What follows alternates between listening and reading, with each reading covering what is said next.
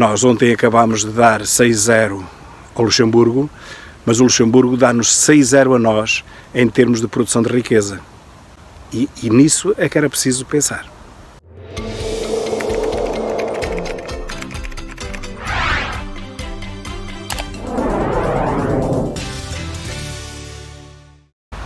Meus caros, estou aqui em frente ao Palácio da Justiça, mas não vos vou falar de justiça.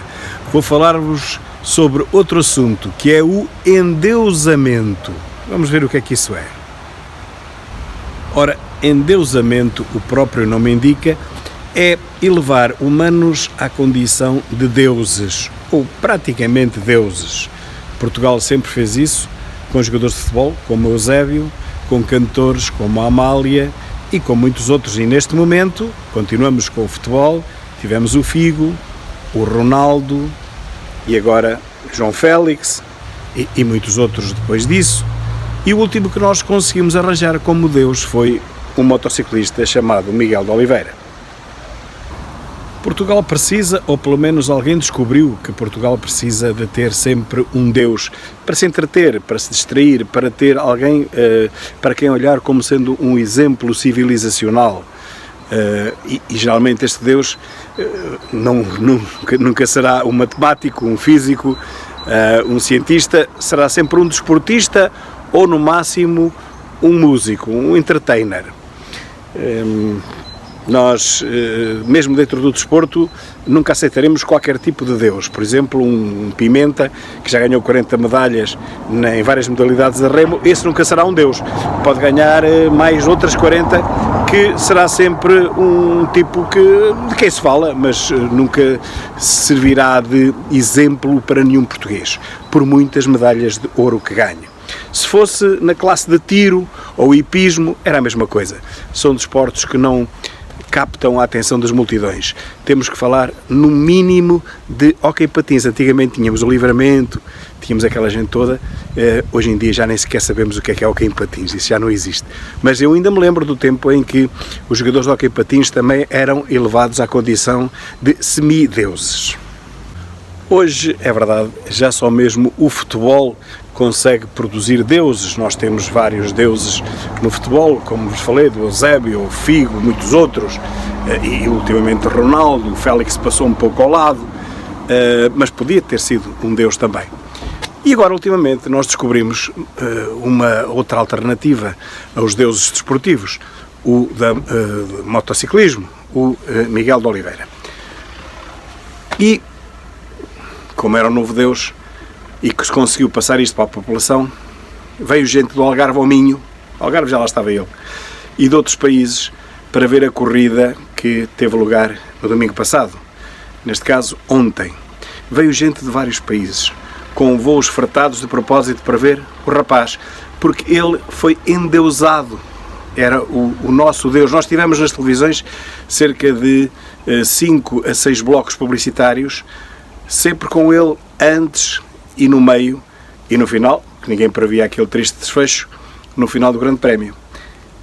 Aquilo foi a maior campanha de endeusamento de um português nos últimos meses. Claro que o Ronaldo está sempre acima disso, mas o Ronaldo tem um historial já muito vasto, e Miguel de Oliveira seria o próximo Deus quando o ocaso de Ronaldo chegasse.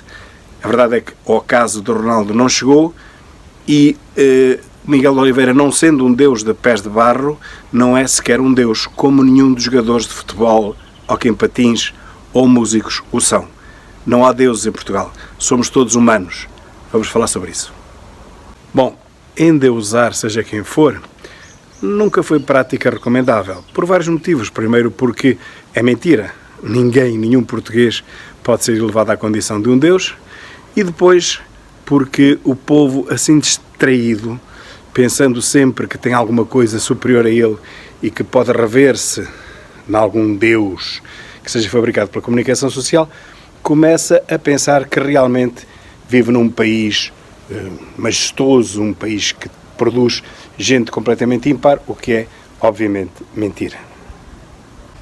E mais do que mentira, é o oposto à realidade. Podia ser uma pequena mentira, podia ser uma distorção da realidade, mas não é o oposto.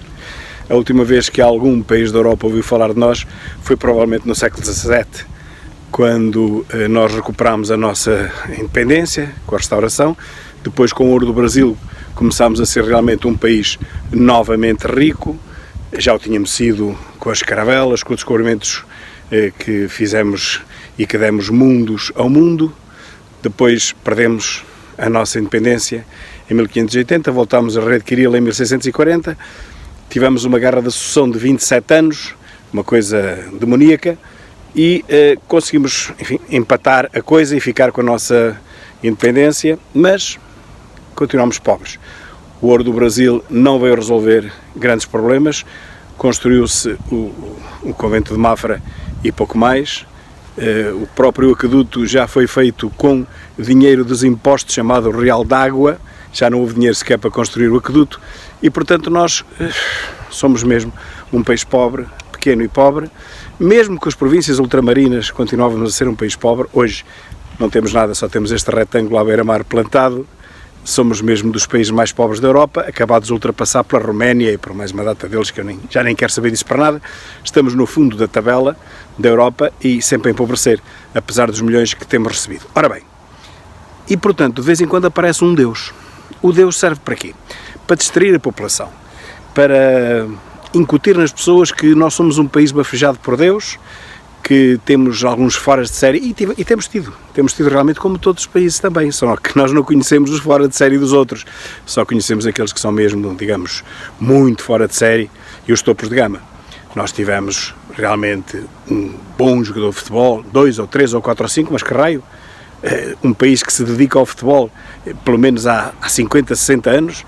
Eu lembro-me do meu pai ver o Mundial de 1966, eu tinha 6 anos, já era uma coisa louca, portanto Portugal parava para ver a bola, isto foi há 60 anos quase.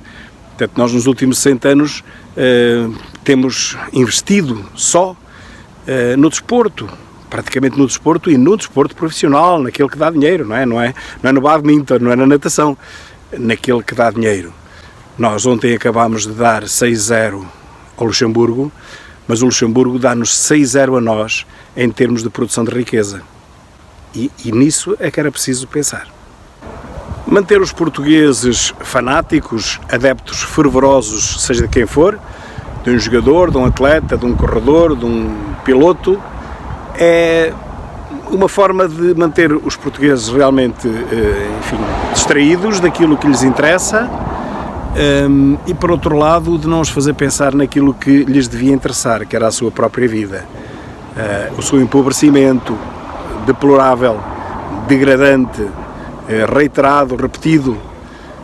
Assim damos-lhes de vez em quando uns reboçados, mas um reboçado com sabor a droga, porque aquilo não só é bom naquele momento, mas depois cria-nos dependência para os próximos. Nós temos sempre que ter um ídolo, temos que sempre ter, enfim, uma classe superior, que depois vamos ver, enfim, são pessoas normais, até intelectualmente não muito diferenciadas da nossa maioria, ou da nossa mediana, mas pronto, que conseguem fazer alguma coisa. Isso não é bom.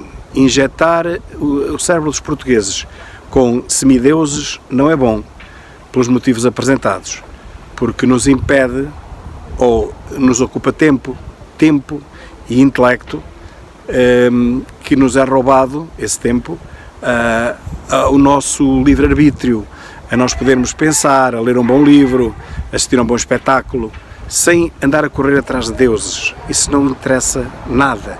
Só interessa ao poder instalado, que vai distraindo o povo com esses fé-divers, com esses espetáculos, enfim, que são espetáculos que se gastam na hora. Vejam o que aconteceu com o malogrado piloto Miguel Oliveira, por quem eu nutro muita simpatia, como por todos aqueles que levam o nome de Portugal a algum lado, mesmo que isso não interesse nada à nação, mas pronto, de qualquer maneira, sempre ficamos com o ego um bocadinho mais elevados, sempre esperamos que, quando sairmos de Portugal, reconheçam o nosso país, não só pelo Ronaldo, mas também por outro, por exemplo, Miguel de Oliveira, ou outro qualquer. Na terceira volta ele caiu, ou fizeram-no cair, não está isso em causa, não interessa nada. A verdade é que veio gente de todo o lado para ver aquela corrida, porque foi alienada, e este é o verdadeiro particípio passado, ou adjetivo verbal, alienado. é um adjetivo mesmo. As pessoas foram alienadas durante os últimos dias, semanas, com este magnífico dia que seria o dia em que Miguel de Oliveira ia ganhar o Grande Prémio de Portugal. Não só ganhou, como não fez mais do que 3 voltas. O tempo e o destino não são reféns do jornalismo nem da propaganda política. Os portugueses não podem continuar a ser alienados desta forma, pensando sempre que a vida deles não corre bem, estão cada vez mais pobres, mas pelo menos existe um Figo, um Ronaldo, um Eusébio, uma Amália, um Miguel de Oliveira que o salva de alguma coisa. Não o salva de nada. Aliena-os apenas, preenche-lhes o cérebro, dá-lhes uma felicidade como a droga dá, naquele momento, e depois desaparece. O Miguel de Oliveira vai fazer a sua vida, o Ronaldo também, o Figo também, todos os outros também, e nós cá continuamos com esta nossa vidinha cada vez mais desgraçada, cada vez menos importante, cada vez mais cinzenta e ofuscada pela espuma dos dias, pelo empobrecimento que o socialismo nos traz.